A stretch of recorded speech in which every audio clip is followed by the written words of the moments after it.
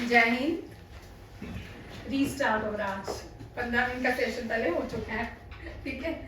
SSC में जो questions आ रहे हैं, लगातार टॉपिक रह रहे हैं, वो आपके 5 ईयर प्लान्स, डांसेस और सेंसस हमने कल कर लिया है। कल की वीडियो में आप देख सकते हो, वही उसी से रिलेटेड क्वेश्चन आपके रहेंगे। आप 5 ईयर प्लान्स की तरफ चलते हैं। हमारे कॉन्स्टिट्यूशन के अंदर हमने बहुत सारे लॉज जो हैं बोरो किए, जैसे कि पार्लियामेंट्री फॉर्म ऑफ गवर्नमेंट। आशीष साथ साथ में देखते भी रहना, उधर ये भी हूँ, ठीक है।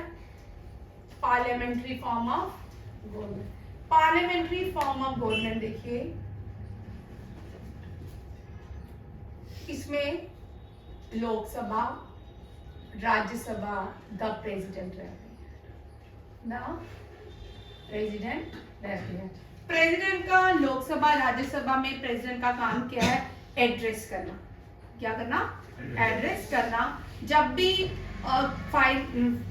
भी कोई सेशन, विंटर सेशन स्टार्ट होता है, कोई भी प्रेसिडेंट दोनों सेशंस को ज्वाइन करके एड्रेस करता है। अब आपको एक क्वेश्चन थोड़ा स्ट्राइक कर गया है। नया पार्लियामेंट, विकसित पार्लियामेंट, नया पार्लियामेंट, विकसित पार्लियामेंट में लोकसभा और राज्यसभा की सीट्स बढ़ जाएंगी। लोकसभा की सीट 888 रहेंगी और राज्यसभा की 384 हो जाएंगी। ये भी पॉइंट याद रखिए, ठीक है। विकसित पार्लियामेंट। अब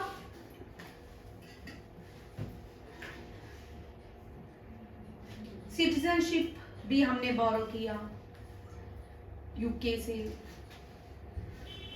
फंडामेंटल राइट हमने यूएसए से बोरो किए, सुप्रीम कोर्ट के लॉज हमने जापान से फॉलो किए। सबसे बड़ी बार क्वेश्चन आता है directive principle.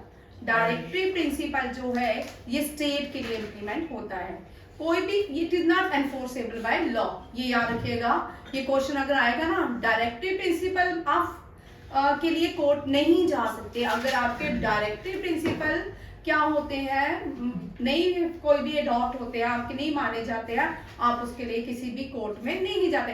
But fundamental rights जो हैं, जब भी आपके वायलेट होते हैं, तब आपको कहा, आप it is enforceable by law, आप कोर्ट जा सकते हो, ठीक है। आर्टिकल 32 है जो आपको रेमेडीज देता है। सुप्रीम कोर्ट आपको क्या देता है आर्टिकल 32 के अंदर? रेमेडीज। क्या देता है? रेमेडीज। 5 तरह की रेमेडीज हैं। इस आर्टिकल 32 को क्या बोलते हैं? रिट्स। क्या बोलते हैं? रिट्स। और रिट्स को, इस आर्टिकल 32 को heart and soul, heart and, क्योंकि 5 ईयर प्लान कर रहे हैं तो थोड़ा इधर भी हो आते हैं, सैट कराते हैं इस तरह भी। Heart and soul of Indian constitution,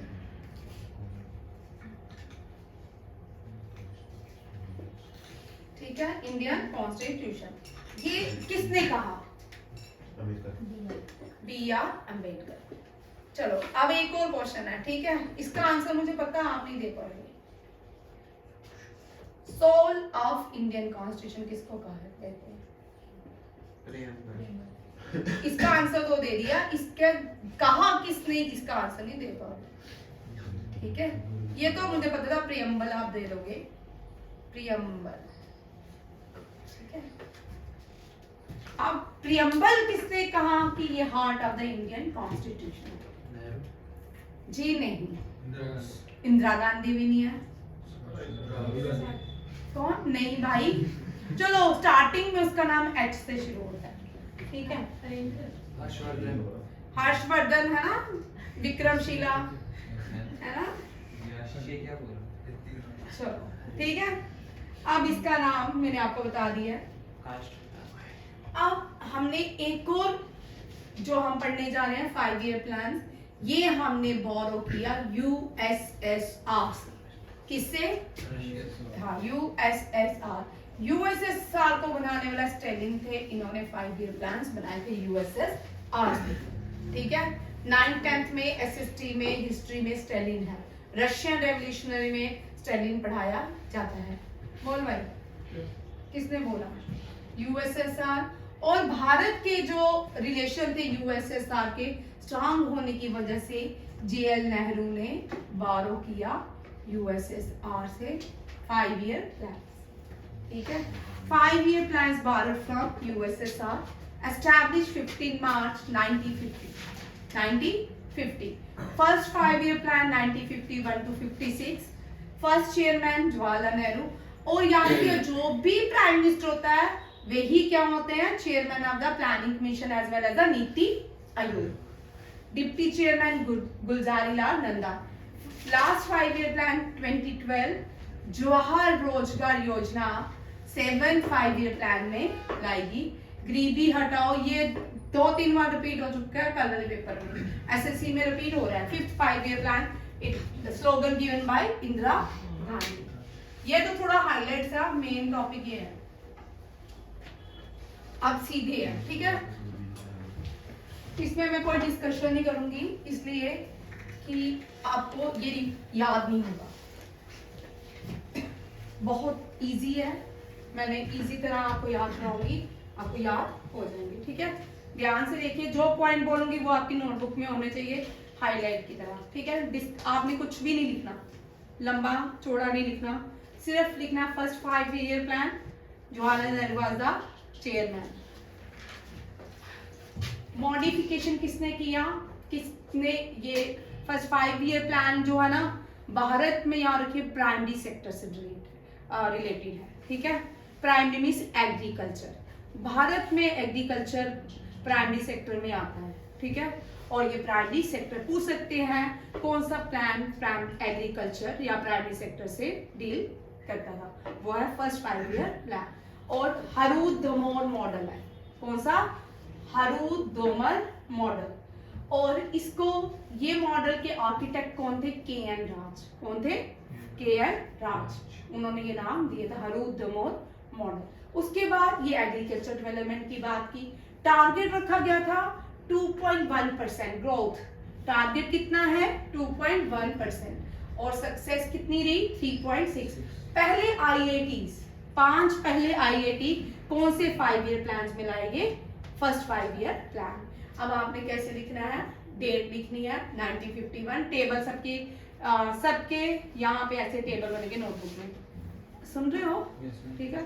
और सब टेबल की तरह 90, क्योंकि टेन्यूर जितना भी रहता है प्राइम मिनिस्टर का, अगर लोकसभा डिसॉल्व नहीं होती तो 5 ईयर रहता है, कितना रहता है। और राज्यसभा का टेन्यूर 6 ईयर रहता है, राज्यसभा का टेन्यूर 6 ईयर। और किसका टेन्यूर रहता है, कंट्रोलर ऑडिट जनरल का, कंट्रोलर ऑडिट जनरल भी कितने देर काम करता है, 6 ईयर, ठीक है। और प्राइम मिनिस्टर कितने साल काम करता है, अगर लोकसभा डिसॉल्व नहीं होती 5 साल, ठीक है। और इसके बाद और राज्यसभा का टेन्यूर 6 ईयर। J.R. नेहरू आप लिखोगे, उसके बाद आप लिखोगे कौन सा प्लान है, हरूद-दमोर मॉडल है ये, ठीक है। एग्रीकल्चर डेवलपमेंट की बात की, प्राइमरी सेक्टर की। भाई प्राइमरी सेक्टर और सेकेंडरी सेक्टर देख लो, प्राइमरी होते हैं यहाँ पे एग्रीकल्चर से रॉ मटेरियल एग्रीकल्चर का, उसके बाद ये बारो कर, ये कौन खरीदता है, सेकेंडरी सेक्टर वाले। सेकेंडरी सेक्टर इसको तैयार करते हैं, मैन्युफैक्चरिंग करते हैं, फिर उससे ट्रांसपोर्ट के लिए टर्शरी के लिए। अब बैंकिंग, इंटरनेट, जितने भी ये सेक्टर है ये सारे किस पे आ रहे हैं, टर्शरी सेक्टर से। और इकोनॉमिक्स से क्वेश्चन आ रहे हैं, किसने मुझे बोला 1911 तक, याद रखिएगा 1911 तक भारत में सबसे जो इम्पोर्टेंट सेक्टर था वो कौन सा था, एग्रीकल्चर सेक्टर फर्स्ट। अब चेंज हो गया, 2021 में जो सेक्टर आया है बाहर निकल गया, वो टर्शरी सेक्टर है। अब सबसे ज्यादा डेवलपमेंट टर्शरी सेक्टर में हो रही है, ये भी बड़ा इंपॉर्टेंट पॉइंट है। आफ्टर 2011, मैं 19 में चले जाती हूँ, ठीक है, 2011। अब आप सीख लो मैम, 19 और 20 के बीच ही हो जाती है, ठीक है। और टारगेट आप देखो अचीव, पहले टारगेट कितना है 2.1%, अचीव कितना हुआ 3.6%। ये आपको टेबल बनाना है, इस टेबल से आपको हमेशा ही याद रहेंगे। ये पॉइंट हो गया। सेकंड 5-year प्लान देखो, ये भी again longest serving prime minister थे भारत के, ठीक है। जब देश की वोटिंग हुई ना, वोटिंग हुई जवाहरलाल नेहरू और सरदार पटेल के बीच, सरदार पटेल जी को सारे वोट मिले थे, जवाहरलाल नेहरू को नहीं मिले थे। आगे की कहानी ऑफ कैमरा में, ठीक है। Under leadership of Jawaharlal Nehru, ये वाला क्वेश्चन बार बार रिपीट होगा, ठीक है। ये जो सेकेंड 5 ईयर प्लान था उसमें primary sector plus industrial development की बात हुई। और किस मॉडल के आधार पे बात हुई, वो था पीसी मेलानोबिस मॉडल, ठीक है। ये इतनी बार आता रिपीट होता question, PC Mahalanobis model based on industrial development and primary sector and it is the second 5 year plan with leadership of Jawaharlal Nehru, ठीक है। अब टारगेट कितना इसने अचीव किया, 4.5%। कितना रखा गया था, 4.2%। बट बड़े सारे एक्सपर्ट्स का मानना है ये प्लान इतना सक्सेसफुल नहीं रहा, ठीक है। क्रिटिसाइज इसमें बड़ी सारी और भी बातें थी, बट आपके जो एग्जाम है जिस लेवल का, वो आपको ये क्वेश्चन याद रखना है। जवाहरलाल नेहरू व द सेकेंड 5 ईयर प्लान में प्राइम मिनिस्टर थे। पीएस मेलानोबिस मॉडल था, इंडस्ट्रियल रेवोल्यूशन की बात की डेवलपमेंट की, और प्लस किसकी बात की, प्राइमरी सेक्टर की, ठीक है। टारगेट चाहिए 4.5% और टारगेट क्या था 4.27। टारगेट से याद आया मुझे, ये लिख लो 27 एंड 2030। 27 टारगेट है भारत का टीबी का, कि भारत टीबी फ्री हो जाएगा, ये भी क्वेश्चन आते हैं, ठीक है। और 2030 वर्ल्ड बैंक का, वर्ल्ड 2027, हाँ 2025 जो है जल शक्ति है, चेक कर लेना, ठीक है। 2077 भारत ने कहा था, 2030 WHO ने, ठीक है। चेक कर लो किसने कहा है, इवन डेट्स आगे पीछे हो ही जाते हैं। अगर कोई आया तो पीछे वाला दरवाजा खोल, पीछे वाला दरवाजा खोल। सिमरन होगी हो, बोल पीछे से। थर्ड 5 ईयर प्लान जो है ये 1961 to 1966, ठीक है, जवाहरलाल नेहरू। ये भी again longest serving prime minister. अब second longest serving prime minister कौन आएंगे, नरेंद्र मोदी। फर्स्ट अब आपका करंट अफेयर से पोस्ट करंट अफेयर, ठीक है। गदगिल योजना, ठीक है। एम इकोनॉमिक इंडिपेंडेंट, देश को इंडिपेंडेंट बनाना इकोनॉमिक से लेके। इंप्रूवमेंट किसकी बात की, प्रोडक्शन ऑफ वीट की, किसकी, जो वीट भारत में वीट कम हुआ, क्यों हुआ, पार्टीशन की वजह से। जो एग्रीकल्चर लैंड थी भारत की वो पाकिस्तान चलेगी। अब जब भारत आजाद हुआ, भारत के पास तो कुछ भी नहीं था, ठीक है। जो सियालकोट से आए थे या मीरपुर से आए थे, कोटली से आए थे, उनके पास बहुत एग्रीकल्चर लैंड थी, वो सारी की सारी कहाँ, RS पुरा के इस तरफ वेल्थ जो राइस है वो RS पुरा में ग्रो होते हैं, वो सारी वेल्थ किस तरह चलेगी, पाकिस्तान में। इंडिया के पास बड़े सारे क्राइसिस थे जब आजाद हुआ, फिर भी इंडिया ने आज बहुत कुछ अचीव कर लिया है। और improvement in the production of wheat. अब यहाँ पे 2 क्वेश्चन इंपॉर्टेंट है, कौन से प्लान में हॉलीडे प्लान किए गए, ठीक है, वो कौन सा था, थर्ड 5 ईयर प्लान। 2 रखे गए थे, due to the failure of previous plan the government announced the 3 annual plan called plan holiday from 1966 to 1969, क्योंकि यहाँ पे 2 वॉर हुई थी जिसकी वजह से क्या हुआ था, ये प्लान सक्सेसफुल नहीं हुआ। वॉर कौन 5 ईयर कौन से 5 ईयर प्लान में इंडिया ने 2 वॉर झेली, वो था थर्ड 5 ईयर प्लान। सिनो इंडिया चाइना और भारत के बीच 1962 और इंडिया पाकिस्तान 1965। 65 में जो थे वो प्राइम मिनिस्टर थे लाल बहादुर शास्त्री, ठीक है। ये जवाहरलाल नेहरू जी चल बसे थे नहीं, ठीक है। तो लाल बहादुर शास्त्री जो 65 में वॉर हुई थी, ठीक है। Lal Bahadur Shastri second prime minister थे भारत के, और उनकी मृत्यु जो थी तेशकंद में हुई। वहां पे तेशकंद एग्रीमेंट था, कौन सा एग्रीमेंट था, तेशकंद एग्रीमेंट, वो यूएसएसआर का पार्ट था।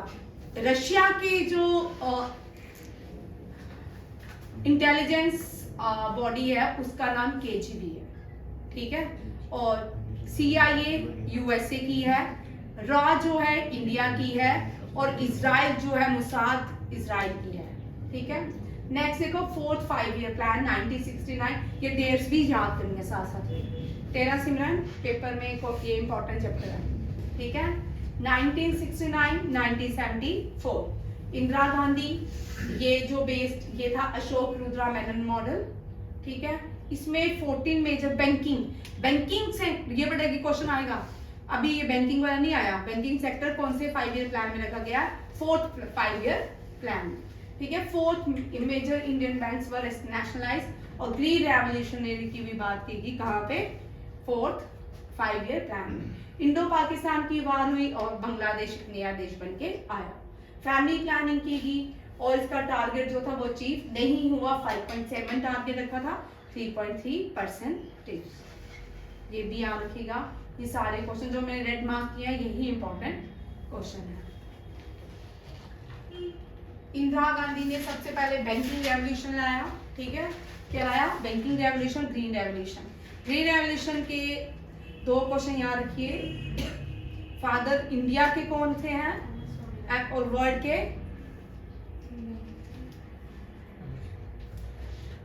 वर्ल्ड के कौन है?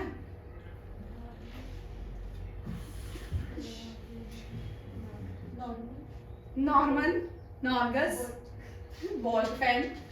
चलो ठीक है। Fifth 5 year plan 1974 again Indira Gandhi, ठीक है। 78 इंदिरा गांधी। गरीबी हटाओ स्लोगन दिया 5th 5 ईयर प्लान में इंदिरा गांधी ने। और एम्प्लॉयमेंट, जस्टिस, एग्रीकल्चर प्रोटेक्शन और डिफेंस की बात की गई 5th 5 ईयर प्लान में। ये डीपी धर मॉडल था। कौन सा था? डीपी धर मॉडल। इसमें 20 पॉइंट्स प्रोग्राम लॉन्च किए गए 1955 इलेक्ट्रिसिटी को लेके। Minimum needs Indian national highway system introduce किया गया और टारगेट 4.5 था, जबकि 4.8% अचीव हुआ। और इंदिरा गांधी के इस प्लान को, गरीबी हटाओ वाले प्लान को किसने टर्मिनेट किया? मोरारजी देसाई गवर्नमेंट ने। 5th 5 ईयर प्लान को किसने टर्मिनेट किया? मोरारजी देसाई। कुछ प्राइम मिनिस्टर कैरी रखते रहे, चलने देते थे, कुछ प्राइम मिनिस्टर टर्मिनेट कर देते थे।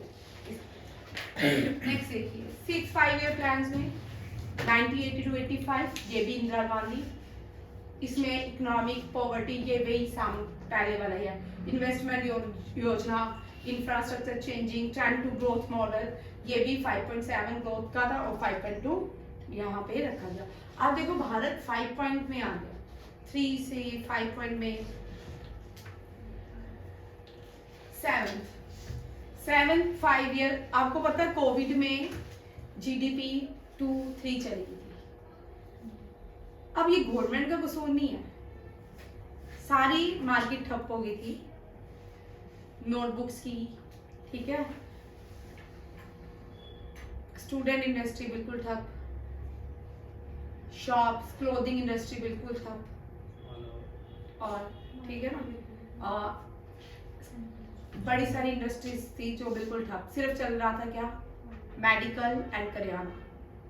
इससे जीडीपी नहीं बढ़ सकती, ठीक है। सारी इंडस्ट्री ठप थी। जीडीपी के लिए एक गवर्नमेंट रिस्पॉन्सिबल नहीं होती है, पूरा देश होता है। ग्रॉस डोमेस्टिक प्रोडक्ट्स में क्या किया जाता है? पूरे देश का इन्वेस्टमेंट प्लस पूरे साल डिवाइड या मल्टीप्लाई करके निकाला जाता है, वो जीडीपी कहलाता है, ठीक है। नेक्स्ट देखो 7th 5 year plan Rajiv Gandhi ने 3 याद रखिएगा। एसबीआई को, यहाँ पे मैंने लिखा नहीं, याद आ गया। एसबीआई को स्टैट्यूटरी बॉडी बनाया था किसने? 7th 5 ईयर प्लान में राजीव गांधी। ब्लू रेवोल्यूशन लाया। जवाहर रोजगार योजना भी इंट्रोड्यूस की गई इस 5 ईयर प्लान में। प्राइवेट सेक्टर को प्रायोरिटी दी गई, प्राइवेट सेक्टर को प्रायोरिटी दी गई, पब्लिक सेक्टर को नहीं। प्राइवेट सेक्टर जो होते हैं इंडिविजुअल या ग्रुप ऑफ पीपल काम करते हैं, ठीक है। और इसमें टारगेट जो था 6.01 था, 5.0% रखा। 8th था पीवी नरसिम्हा राव। इसमें पंचायती राज भारत में इंप्लीमेंट हुआ, ठीक है। बड़े रिफॉर्म्स आए, इकोनॉमिकली रिफॉर्म्स लाए किसने? पीवी नरसिम्हा राव। पीवी नरसिम्हा राव से क्वेश्चन आ सकता है इस साल। इनको भारत रत्न भी दिया जाएगा, भारत रत्न भी दिया जाएगा, हाईएस्ट इंडियन अवार्ड इनको दिया जाएगा, ठीक है। एम्प्लॉयमेंट, एजुकेशन, पब्लिक हेल्थ की बात की इन्होंने। Economic policy of India, new economic policy की बात हुई। टारगेट 5.6 था, अचीव हुआ 6.8%, ठीक है। इन्होंने भी बहुत सारे रिफॉर्म्स किए देश में। ये भी याद रखिएगा, ये कांग्रेस के ही प्राइम मिनिस्टर थे। नेक्स्ट आते हैं 9th 5-year plan Atal Bihari Vajpayee 1997 to 2002। यहाँ पे थीम याद रखना, ये थी, ठीक है। Growth with social justice and equality की बात हुई। 6.5 टारगेट था, 5.6, यहाँ भी 6.5 हुआ। भारत की आज़ादी के कौन से 5-year प्लान बनाएंगे, वो है 9th 5-year plan. 10th 5-year plan में मनमोहन सिंह आधा अटल बिहारी वाजपेयी चले गए, तो Manmohan Singh become the new prime minister of India. 2008 से लेके 2014 तक मनमोहन सिंह प्राइम मिनिस्टर है भारत के, ठीक है। इसी को ही इन्होंने कैरी ऑन रखा। इसमें 7.6 टारगेट था, बढ़ गए क्योंकि ये इकोनॉमिस्ट माने जाते हैं बहुत बड़े Manmohan Singh. Double per capita income की बात की नेक्स्ट 10 साल में भारत में। अब 10 साल ही भारत हर 30 साल में बात करता है, 2030 की बात करता है। इकोनॉमिकली दुनिया की सेकंड टॉप मोस्ट कंट्री बन जाएगा भारत, ठीक है। 11th 5-year प्लान से थे मनमोहन सिंह अगेन, क्योंकि प्राइम मिनिस्टर थे। सी रंगाराजन प्लान ने ये 11th 5-year प्लान बनाया था। इसका भी थीम याद रखिएगा, rapid and more inclusive growth, और टारगेट 9% था, 8% पूरा किया। 12th जो है टारगेट था 8%। ऑलमोस्ट जब हम करंट अफेयर तब पढ़ते थे, पढ़ाते भी थे, तब जो बड़े बड़े वर्ल्ड बैंक थे या IMF था, उसने कहा कि भारत जो है वो 9-10% में हो जाएगा। बट मोदी के आने से डीमोनेटाइजेशन हुआ, इंडिया की ग्रोथ नीचे चलेगी, 2-3 पे चलेगी GDP, ठीक है। बड़े सारे चेंजिंग्स आई। तो अब जो पूरी दुनिया में हो रहा है ना, वो भारत में नहीं हो रहा। हमने कोविड के बाद देखे बड़े सारे देशों की अर्थव्यवस्था, economically condition day by day खराब होती जा रही। USA की, UK की, चाइना की, इन सारी कंट्रीज की डे बाय डे कम होती जा रही है, जबकि पूरे कोविड के सेशन के बाद भारत जो है ऊपर की तरफ, या सबसे ज्यादा पॉपुलेटेड कंट्री और ज्यादा सबसे ज्यादा ग्रोथ क्योंकि देश को मेक इन इंडिया और जो कौन सा है यूनिकॉर्न, ठीक है। मेक इन इंडिया और यूनिकॉर्न ने देश को बहुत आगे ले दिया, ठीक है। लोग अपने बिजनेस छोड़, अपना नौकरी छोड़ के लोग मेक इन इंडिया पे काम कर रहे हैं, खुद पे काम कर रहे हैं, एंटरप्रेन्योर बन रहे हैं, ठीक है। उससे क्या हो रहा है, उससे देश की ग्रोथ हो रही है। और जो यूनिकॉर्न में भारत तीसरे नंबर पे है। पहले जब हम पढ़ते थे ना 2016-17 में, भारत नीचे नीचे नीचे, हम ऊपर ऊपर। स्किल में, वुमेन की स्किल में भारत का रैंक सबसे पीछे, बांग्लादेश, भारत, पाकिस्तान सब पीछे। ये अपने देशों को, इतने दिन के देश हैं, छोटे छोटे देश हैं, अपने देश को United state of America means हमारे देश में यूनाइटेड स्टेट ऑफ इंडिया नहीं है, ये कंप्लीट भारत है। अलग अलग स्टेट के अलग अलग कानून नहीं है, अलग अलग स्टेट के अलग अलग प्राइम मिनिस्टर, चीफ मिनिस्टर नहीं है, ये कंप्लीट भारत है, ठीक है। USA में अलग अलग स्टेट के अलग अलग प्राइम मिनिस्टर होते हैं और उनके काउंसिल अलग अलग होते हैं, उनके लॉज भी अलग अलग होते हैं, इसीलिए इनको बोलते हैं यूनाइटेड स्टेट ऑफ अमेरिका या United kingdom of Britain. Under the leadership of Manmohan Singh, ये भी याद रखना है, faster more inclusive sustainable growth 8%, ठीक है। ये सारे 5-year प्लान्स हैं जो आपने करने ही करने हैं, ठीक है। रट्टे चढ़ा लो, कल या परसों, मुझे कल सैटरडे या मंडे को टेस्ट देना, मंडे को क्लास नहीं लूंगी, टेस्ट लूंगी। क्लास तो लूंगी, अनीश का पेपर है, उसका 3-4 बच्चों का पेपर है जिनका, तो क्लास तो लूंगी। पहले आप मुझे सिर्फ 5-year प्लान और सेंसस का टेस्ट दोगे, दोनों टॉपिक का 2-3 बार रिपीट करोगे तो याद हो जाएगा। नेक्स्ट कुछ क्वेश्चन देखिए जो एग्जाम में आ रहे हैं।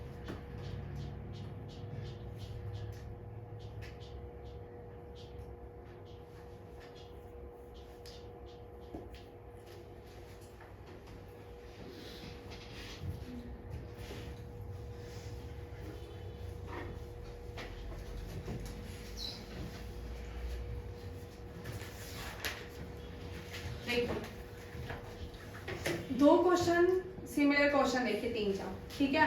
बड़े सारे बच्चे कंफ्यूज होते हैं। कॉन्स्टिट्यूएंट और पॉलिटी से क्वेश्चन आ रहे हैं भाई, कल मैंने पॉलिटी का सैनिक स्कूल वाला वीडियो शेयर किया था, ग्रुप में किया था, वो आपको इस लेवल के क्वेश्चन रहेंगे। देखो एनडीए में भी इसी लेवल के रहेंगे, ठीक है। एनडीए में, अग्निवीर में, एसएससी जीडी में, सीजीएल में इस लेवल के क्वेश्चन आपको पॉलिटी के रहते हैं। सी सेट में नहीं रहते। सी सेट में जो लेवल रहता है वो डेप्थ में रहता है, ठीक है। सी सेट को लक्ष्मीकांत पढ़नी चाहिए। कॉन्स्टिट्यूएंट असेंबली, सबसे पहले जो मैंने यहाँ पे लिखा भी है, चेयरमैन, ये टेम्परेरी चेयरमैन थे सच्चिदानंदा सिन्हा। ये 9 दिसंबर को मिले थे, कॉन्स्टिट्यूएंट असेंबली में मिले थे और इनको टेम्परेरी प्रेसिडेंट बनाया गया। 11 दिसंबर को कॉन्स्टिट्यूएंट असेंबली के permanent member doctor Rajendra Prasad को बनाया गया। डॉक्टर राजेंद्र, मुझे इनका निकनेम कोई बताएगा? इनको क्या नाम से निकनेम क्या है? इनको टाइटल दिया गया ना, क्या है? Sparrow of India, man of peace, इनका टाइटल हो। अब डॉक्टर राजेंद्र प्रसाद, फर्स्ट इसे भी क्वेश्चन कर लो भाई, फर्स्ट एग्रीकल्चर मिनिस्टर, सेकंड ये लॉन्गेस्ट सर्विंग प्राइम मिनिस्टर, बोल भाई मानिक क्या नाम दिया गया है? Longest serving president of India, ठीक है, प्रेसिडेंट ऑफ इंडिया। ये भारत रत्न है, ठीक है। स्टीलिंग कमेटी के, ड्राफ्टिंग कमेटी के, स्टीलिंग कमेटी के हेड थे। एडॉक कमेटी ऑफ फ्लैग के हेड थे कौन? डॉक्टर राजेंद्र प्रसाद, ठीक है। एडवोकेट थे और पहले देश के प्रेसिडेंट भी थे। फर्स्ट प्रेसिडेंट थे भारत के, first president of free India. और आप देखो ड्राफ्टिंग कमेटी, इसी कॉन्स्टिट्यूएंट असेंबली के अंदर एक कमेटी बनाएगी, उसको हम ड्राफ्टिंग कमेटी बोलते हैं। क्या बोलते हैं? ड्राफ्टिंग कमेटी मींस फ्रेम किया जाएगा, बनाया जाएगा। बोल माने क्या बोलते हैं? डॉक्टर राजेंद्र प्रसाद को नहीं मिला क्या? सही है, आता है क्वेश्चन, बोल नवदीप, बोल, नाम याद हो गया। देश रत्न, ठीक है। इनको देश रत्न कहा जाता है। देश बंधु किसको कहा जाता है? ठीक है, एक क्वेश्चन के साथ दूसरा फ्री, ठीक है। देश रत्न इनको कहा जाता है, तो देश बंधु किसको कहा जाता है? CR दास, ठीक नहीं? चित्तरंजन दास को नहीं कहा जाता, मुझे कहा जाता है, ठीक है। देश बंधु चित्तरंजन दास, CR दास, ठीक है। ये दोनों क्वेश्चन याद रखिएगा, इसलिए मैंने बोला था एक बताओगे आप तो दूसरा भी बता दोगे, ठीक है। देश बंधु CR दास और देश रत्न Rajendra Prasad. Man of peace किसको कहा जाता है? लाल बहादुर शास्त्री जी। किसको कहा जाता है? लाल बहादुर शास्त्री जी। अब इसी कॉन्स्टिट्यूएंट असेंबली के अंदर कॉन्स्टिट्यूशन को फ्रेम किया गया। उस फ्रेमिंग कमेटी को ड्राफ्टिंग कमेटी के नाम से जाना जाता है। और उसके हेड इसी के अंदर भूपिंदर, इसी के अंदर, ठीक है, इसी के अंदर एक और कमेटी बनाएगी, उसको ड्राफ्टिंग कमेटी है। क्या कहते हैं? Drafting committee. अब ड्राफ्टिंग कमेटी के हेड ये दोनों डट ले रहे हैं भाई, architect of Indian constitution, father of Indian constitution BR Ambedkar, ठीक है। इनके फादर ने सोशल रिफॉर्म्स के लिए एक, ये भी क्वेश्चन आता है भाई, कर लो। इनके फादर सोशल रिफॉर्मर्स थे, तो उन्होंने एक कम्युनिटी बनाई थी, एक ऑर्गेनाइजेशन बनाई थी जिसका नाम था महर रेजिमेंट। इन्होंने बोला था मैं मरूंगा बुद्ध, बानुआ हिंदू मरूंगा बुद्ध। डॉक्टर राजेंद्र, हाँ, BR अम्बेडकर ने। ठीक है। जो धर्मा चक्र हमारे फ्लैग के अंदर है वो भी B.R. अम्बेडकर ने ही लागू किया था, धर्मा चक्र। ठीक है, बुद्धिज्म से आता है सारनाथ, इसमें 24 स्पोक होते हैं, धर्म चक्र भी बोलते हैं, धर्मा चक्र भी बोलते हैं। नेक्स्ट क्वेश्चन देखिए, ये क्वेश्चन क्लियर पूछ भाई, क्या पूछना है पूछना, ये बोल रहा है पूछने के लिए, जान बोल रहा है, पूछो भाई क्या पूछा नदीप? हम बोल रहे हैं उसको अशोक चक्र बोलते हैं। हाँ तो अशोका चक्र को ही धर्मा चक्र कहते हैं, ठीक है। वो इसी को अशोका चक्र जो है, अशोका चक्र को ही धर्मा चक्र भी कहते हैं, ठीक है। कोई बात नहीं, पूछने में यहाँ बड़ी फर्क करते हो यार। 2 देश बने, इंडिया और पाकिस्तान, ठीक है। ये कौन से एक्ट के अंदर बनाए गए? India independence act. कौन सा? India independence act. Supreme court India में, सुप्रीम कोर्ट से पहले हाई कोर्ट एस्टैब्लिश की गई, ठीक है।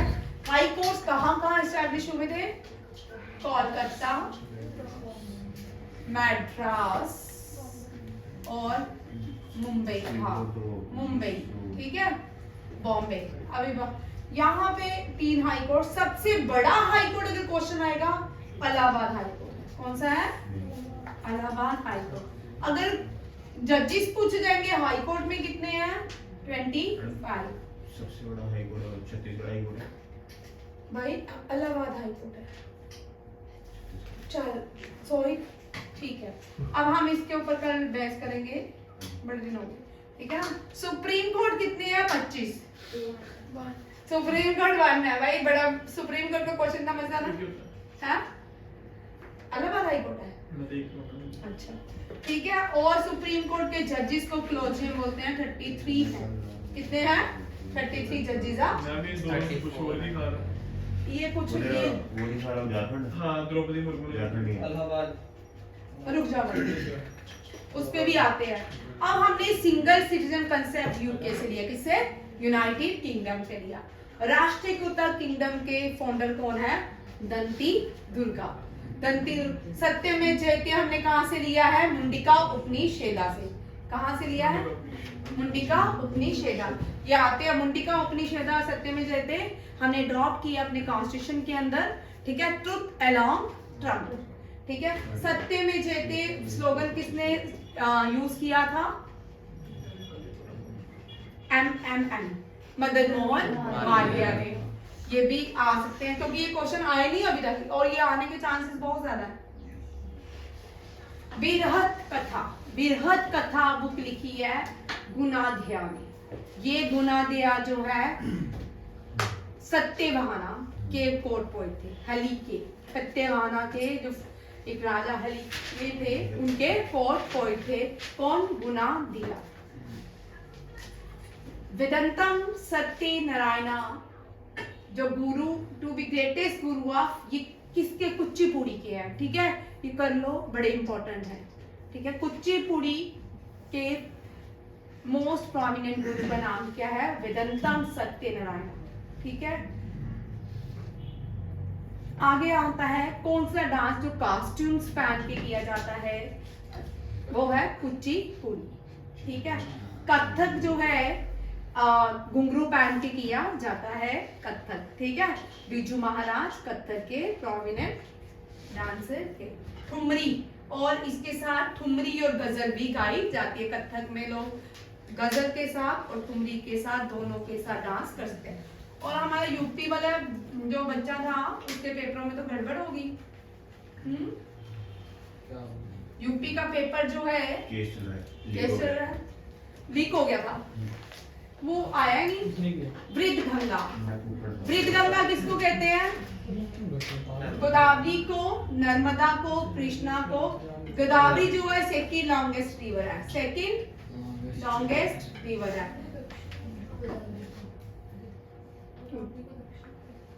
पेनिसुलर रिवर भी बोलते हैं। नर्मदा को तो नहीं बोलेंगे भाई। वृद्ध गंगा किसको कहते हैं? गंगा स्रोत किसको कहते हैं? तो वृद्ध गंगा कहते हैं कावेरी को। Ganga south, longest river of south, peninsular river Godavari से, ठीक है। वृद्ध गंगा कावेरी को, ये बड़ा कंफ्यूजन, ये वाला क्वेश्चन इतना कंफ्यूजिंग है, ये मैंने अब इसी में ही डाल दिया। अब ये सोच मुझे बोलेगा कि बूढ़ी गंगा जो है वो गोदावरी को ही बोलते हैं, ओल्ड गंगा भी गोदावरी को नहीं, ओल्ड गंगा भी कावेरी। ये आप नेट पे डालोगे ना, आपको ऑप्शन में कई जगह गोदावरी आएगा, कई जगह कावेरी, और कल मुझे इस पे सही आंसर चाहिए। कावेरी साउथ में है। और भाई सच में कावेरी साउथ में ही रहती है, ठीक है। ये ईस्टर्न फ्लोइंग रिवर है। कौन कौन सी ईस्टर्न फ्लोइंग रिवर है? ईस्टर्न फ्लोइंग रिवर्स, महानदी, ठीक है। महानदी, महानदी के ऊपर दुनिया का सबसे बड़ा है लार्जेस्ट हीराकुंड डैम है, हीराकुंड डैम है, ठीक है। और यहाँ पे महानदी के पास चिल्का लेक भी है। कौन सी? Largest line water lake, Chilka lake. ये महानदी, कृष्णा, कावेरी के ऊपर कौन सा डैम है? Oldest dam, oldest dam of India, Kalana dam, ठीक है। और नीचे कौन सा बच गया? कृष्णा, महानदी, गोदावरी, ठीक है। ये सारी कहाँ जाती है? बे ऑफ, ब्रह्मपुत्र भी डाल दो, गंगा भी डाल दो, मेघना भी डाल दो। वो अभी न डाल सकती eastern flowing. Brahmaputra Ganga eastern flowing थोड़ी है, मैंने ईस्टर्न फ्लोइंग रिवर्स पूछे, ठीक है। अगर ईस्टर्न अनीश ईस्टर्न फ्लोइंग रिवर्स आएंगी तो ये आंसर है। मुझे नीचे से ना सारा दिखता है, ठीक है। अच्छा, ईस्टर्न फ्लोइंग रिवर्स में ये आता है। और वेस्टर्न फ्लोइंग रिवर में कौन सी आएंगी? वो वाली नर्मदा, ताप्ती, ठीक है। ये सारी western flowing. Trans Himalaya, Indus, Indus जो है मानसरोवर से निकलती है। कहां से? मानसरोवर से निकलती है। ये गिलगित लेह पे आके ना ये पीछे चल जाती है, पहाड़ों के पीछे चल जाती है, ठीक है। गिलगित बल्तिस्तान से होके मुजफ्फराबाद से कराची, कराची से अरेबियन सी। इसीलिए पाकिस्तान जो है भारत का क्या है? पड़ोसी तो है, हाँ, कौन सा कोस्टल कंट्री भी है, ठीक है।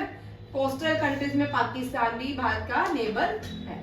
आया अरेबियन सी। गंगा, और यहाँ की एशियाटिक गंगा जो है वो भारत की क्या है? एशियाटिक गंगा में जो मिलती है डॉल्फिन, वो भारत की क्या है? National aquatic animal. यमुना जो है गंगा, गंगा मानसरोवर से नहीं, Gangotri, Gangotri is the largest glacier of the Uttarakhand. और यहाँ से जब गंगा निकलती है उसको क्या बोलते हैं? भागीरथी गंगा। कौन सी? भागीरथी गंगा। भागीरथी एक उधर से आती है, यहाँ पे केदारनाथ वगैरह, अलकनंदा, वो बद्रीनाथ से आती है। अलकनंदा बद्रीनाथ से आएगी तो केदारनाथ में पीछे से डिजास्टर करती आएगी। बद्रीनाथ से उधर से अच्छा, नीचे होगी बद्रीनाथ, केदारनाथ पहले आता बद्रीनाथ, मैम बद्रीनाथ, ठीक है। तो फिर केदारनाथ पीछे पे डिजास्टर कैसे होगी? अलकनंदा, बद्रीनाथ से- अलकनंदा केदारनाथ के ऊपर वाले ग्लेशियर से हाँ, आती है। बद्रीनाथ तो से- हाँ, तो पहले अलकनंदा ने केदारनाथ में डिजास्टर किया, फिर बद्रीनाथ में, या फिर बद्रीनाथ में वही है, नहीं हुआ? बद्रीनाथ से निकली इस साइड से हाँ हाँ, केदारनाथ। ठीक ठीक बोला, ठीक है। तो अलकनंदा, चलो आगे आगे ये देवप्रयाग में मिलती है। कहाँ मिलती है? देवप्रयाग में माँ गंगा स्टार्ट हो जाती है, माँ गंगा, ठीक है। ये यमुना, यमुना, यमुनोत्री, ठीक है। यमुनोत्री की हाईएस्ट पीक कौन सी है? सब के सब बंदर पूंछ, बंदर पूंछ, ठीक है। ये बंदर पूंछ ग्लेशियर से लेते हैं, आप सब नहीं है, ठीक है। बंदर पूंछ ग्लेशियर। और Yamuna is the largest tributary of Ganga. Indus बता दिया, रावी भी इंडस की ही ट्रिब्यूटरी है। ये पंजाब, इंडस वैली जो ट्रीटी है ना, इंडस वाटर ट्रीटी, ये दुनिया की महान ट्रीटी है। अब 2024 में ये भी इन्फ्रिंज होगी, ठीक है, तोड़ी जाएगी। हमारे घर का पानी सारा पाकिस्तान को दे दिया है, ईस्टर्न वेस्टर्न फ्लोइंग का। और ईस्टर्न फ्लोइंग रावी, कृष्णा, रावी, सतलुज और ब्यास, ये तीनों 10 साल के लिए इनका पानी पाकिस्तान को दिया था। इंडस और चिनाब, झेलम का पानी 78% हमने पाकिस्तान को दे दिया, लो ऐश को, ठीक है। ये ट्रांस हिमालय रिवर याद रखेगा, इंडस ही है। इंडस से जो निकलती एक रिवर है उसको रिवर ऑफ डेथ कहा जाता है, वो शोक रिवर है। शोक रिवर जो है ये कहां से निकलती है? ऊपर, जो सियाचिन ग्लेशियर, ठीक है, सियाचिन ग्लेशियर, ये आपके उसके लिए इंपॉर्टेंट है, जेके एसएसबी के लिए। और शोक को रिवर ऑफ डेथ कहा जाता है। चलो बस कल डिस्कस करेंगे। थैंक यू जी, जय हिंद जी, नमस्ते।